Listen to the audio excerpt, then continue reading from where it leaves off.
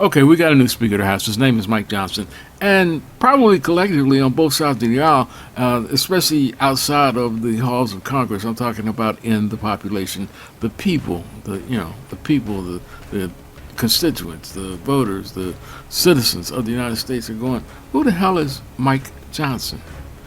Well, it seems that Mike Johnson is another, I guess, example of MAGA,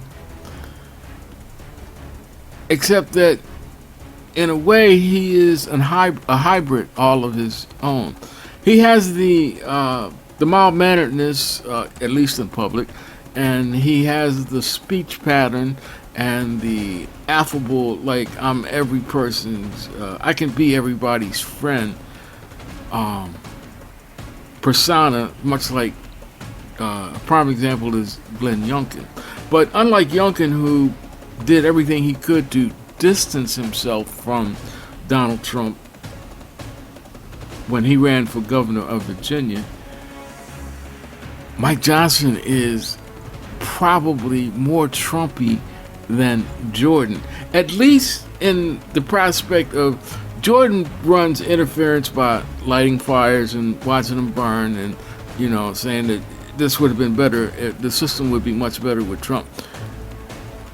Johnson actually did things to keep Trump in office, did things to overthrow the elections, to marginalize the voters of swing states, to cancel their legitimate vote. He is the Speaker of the House, and he's an election denier, and he approves of the actions of January 6th and the fake elector scheme.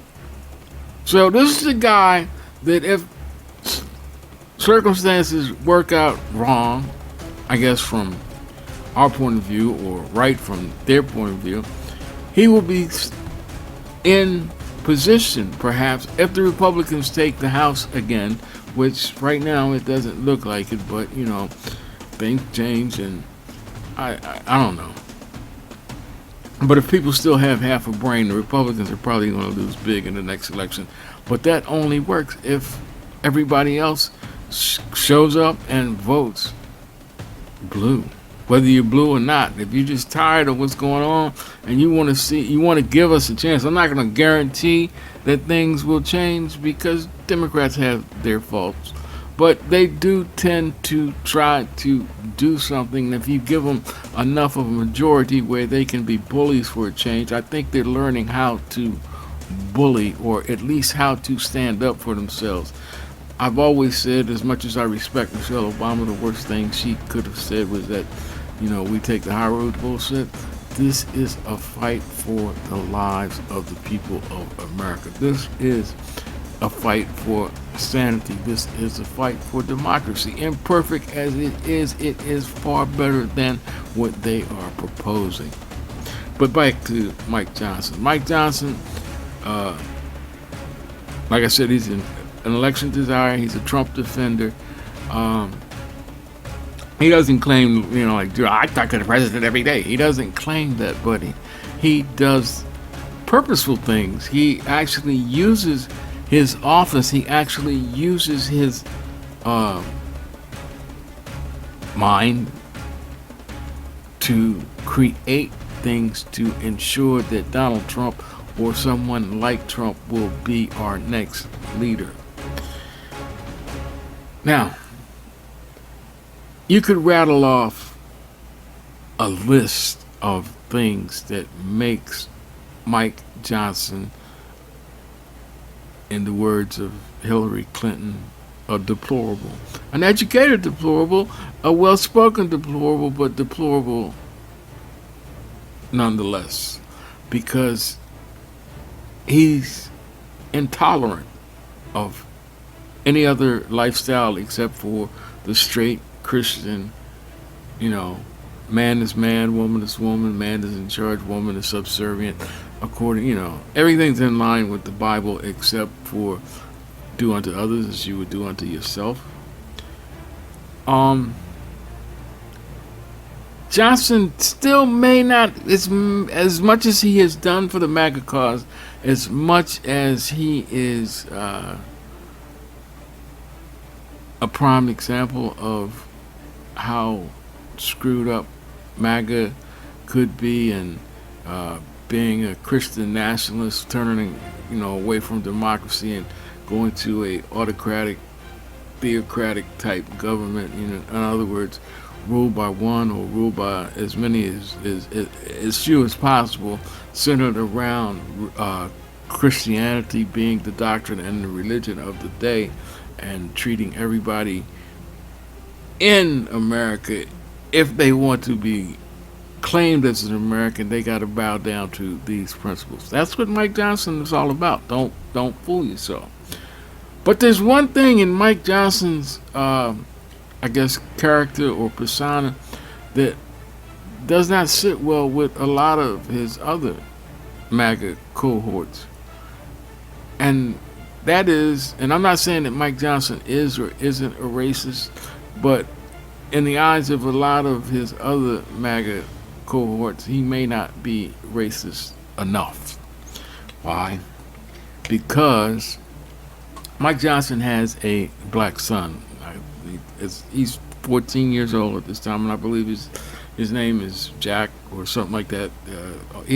Johnson has 4 children. One is adopted. That's the black son, and the rest are natural born. But they all have simple, simplistic names. That's part of Mike Johnson's persona. Everything simple, low key, in line with the teachings of Jesus, modesty in all things, and on and on and on. But the thing with Mike Johnson is, a lot of people look at, that might be a good point because he's not a racist. And I hate to, be anti or, be the fly in the ointment, but just because you have adopted and raised a black child does not mean that you are not racist. Just like if you marry another person, a person of another race, it does not mean that you are not racist. There's many interracial black-white relationships where one or both, depending, who's black and who's white, have bias and are openly racist except for their spouse. There's people with mixed race grandchildren. They love their grandchildren to death, but they don't like the other half of the gene pool, and they do everything while trying to be in their grandchild's life to eliminate the other half of the gene pool. Now, the thing with Johnson that, and maybe a lot of people are not going to like what I'm going to say, it's hard to optically, because he defends his black son, and he's spoken out on such issues like the George Floyd killing at the hands of the police. And he was one of the first, or one of the only Republicans in the Senate or the House to actually call it a murder from day one. A lot of people, were upset by it. A lot of, they said, they gave platitudes and stuff like that. But he has always openly said that it was murder and that Chauvin was a murderer. But the thing is, what did he do about it? Did he try to enact any legislation to change the system? No. He toed the party line. This recent mass shooting in Lewistown, in Lewistown, Maine, and my heart goes out to those people, and I'm not gonna, waste the time saying thoughts and prayers, because I believe in God, but this religion thing has worn thin with me over time. because as long as we've been praying, as long as we've been, wailing about a change, if we had the right, I guess, viewpoint of God, if we had the right connection with God, uh, things may have changed. Or if we really had a good understanding of how God operates, things would have changed. I know a lot of people, a lot of ministers, a lot of priests, a lot of whoever, you know, will say that God's not hearing us because the world is deep in sin. Well, if you go back in the Bible, and the world has always been deep in sin, you know, you can take that for what you want. But when he was approached by, the reporters, what about the Lewison thing?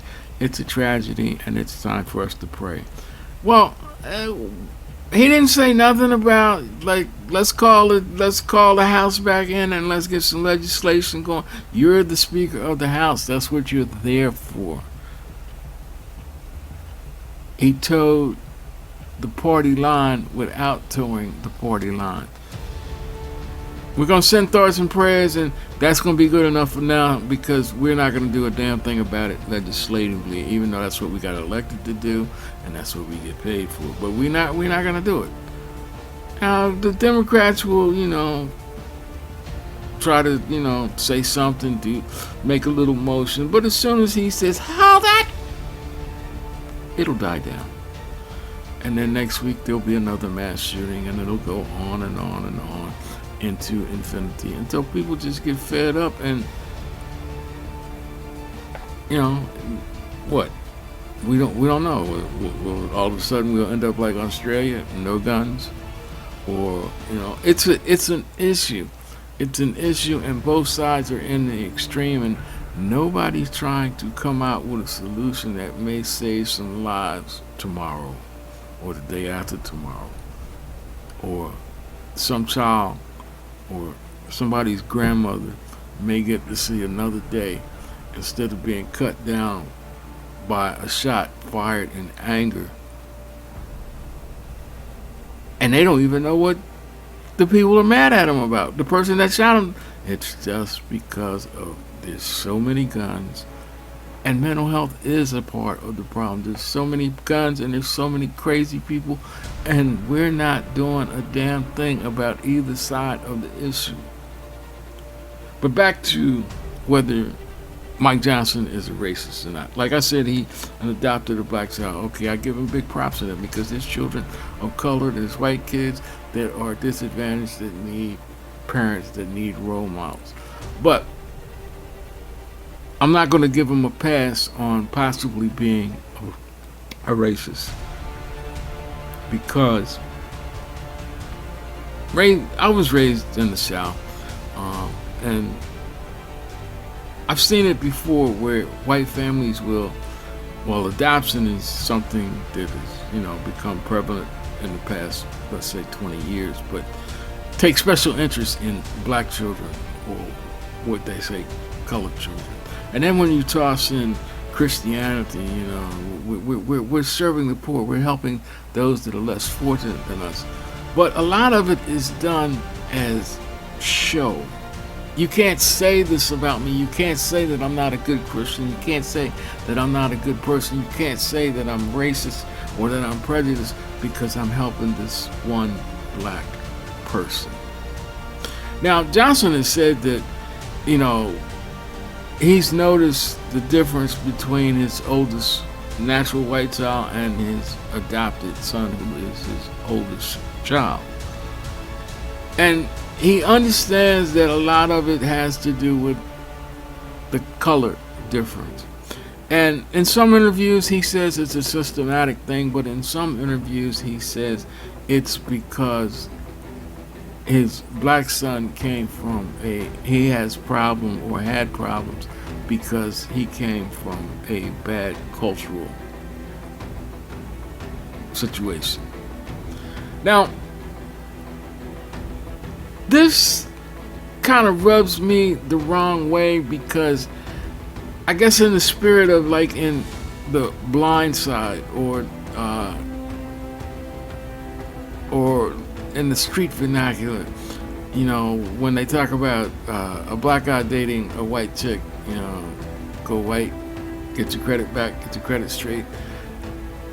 From the way Johnson put it, especially in the Hannity interview, and I think he worded it that way on purpose to shore up his standing among the MAGA, to kind of like, quell their fears about his level of racism and to boost his stature as a Christian nationalist.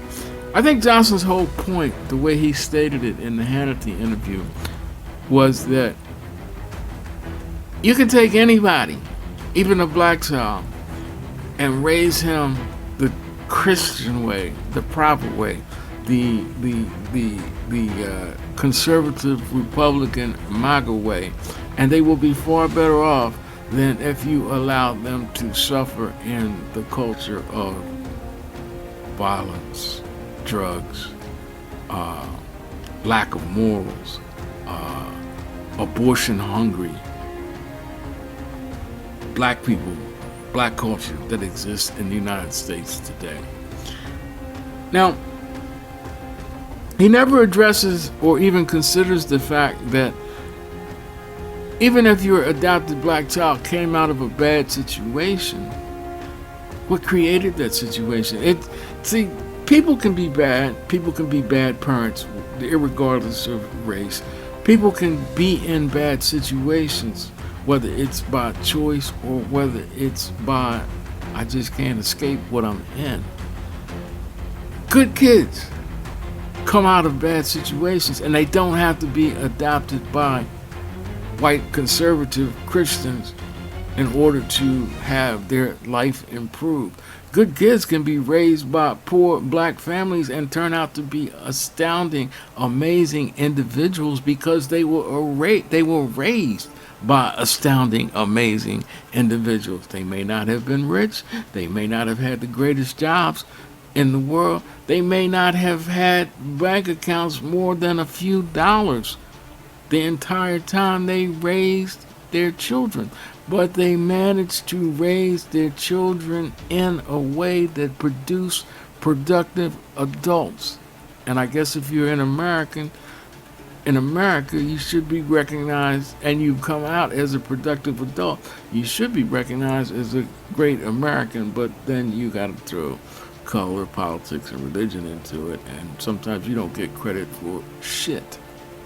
Now, the way he expressed the whole situation on Hannity, it's you can't knock the man. He did adopt a kid. He raised him, and by all, I guess, reports or optics, he, invested into the kid. He's, doing the right thing by the child. But on the other side, you gotta look at the show part of it. He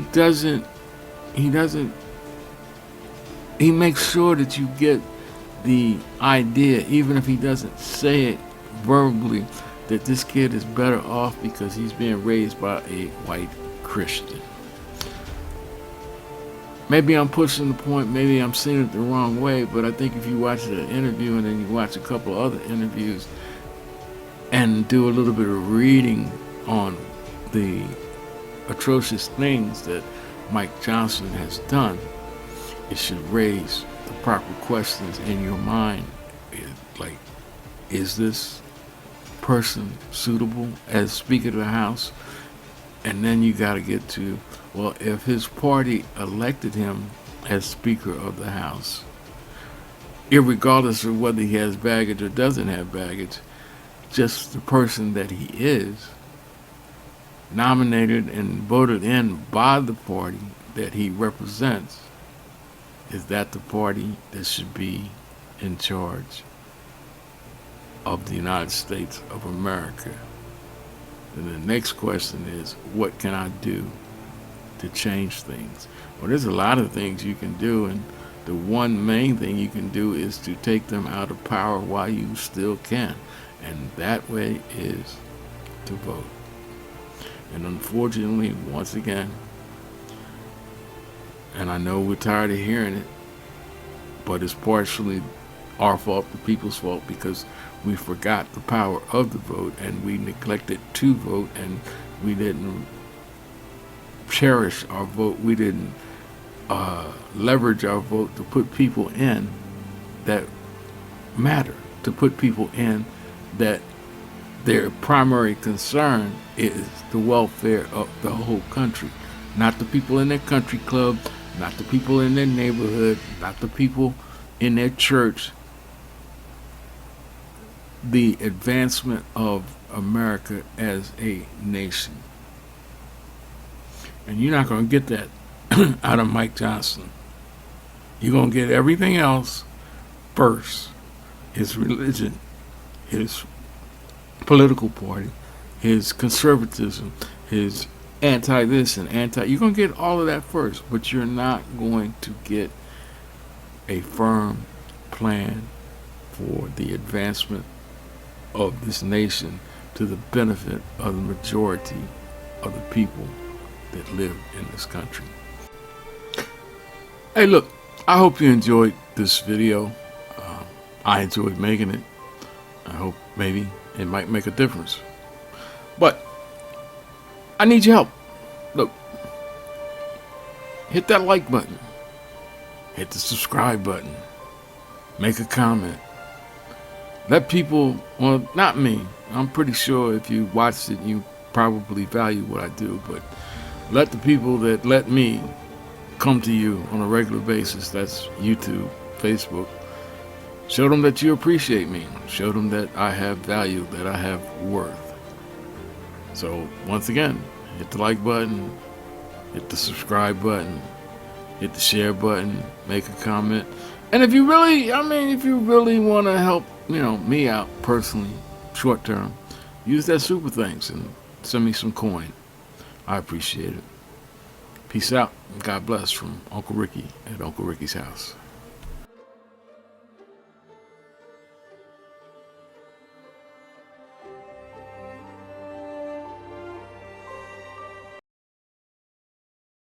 Families of that tragedy. Everyone here in the House was dialed in on that all day, and it's really something. So just address that at the front end. We'd be remiss if we didn't mention it.